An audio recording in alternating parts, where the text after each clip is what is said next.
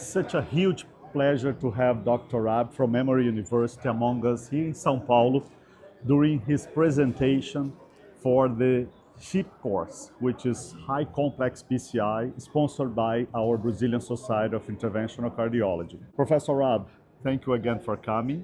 You presented some of the novelties and updates on the guidelines, AHA, ACC, for acute coronary syndromes. One of the major challenges we still face, not only here in Brazil, all over the world, is patients that come to us with acute MI and hemodynamic instability. Is there any novelty or anything that you can share with us that the guidelines recommend for such complex patients? Thank you, Dr. Abizaid, and thank you for the invitation. The guidelines looked at this very carefully. We looked at all the data. The best treatment for anyone with acute MI cardiogenic shock is open up the artery as soon as you can. That's the best treatment it can offer. Now, if you don't have a mechanical support system, now we've got to qualify that multiple trials have shown that the balloon pump does not work. And many trials have now shown, even the ECMO investigators in a publication last year in Lancet indicated that ECMO was not useful because you're increasing the afterload on an already infarcted ventricle, and therefore the patient is not going to do well with ECMO.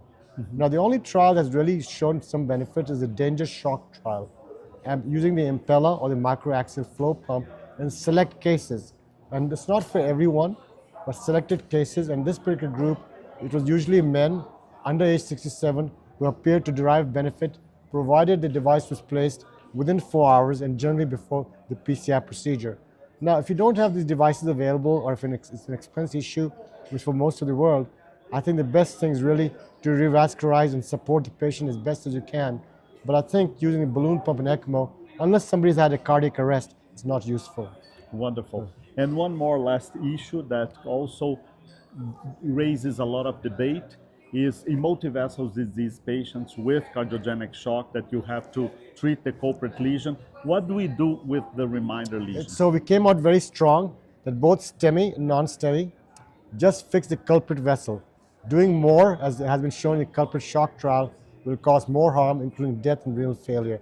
So at the present time, our support is to just do the culprit only.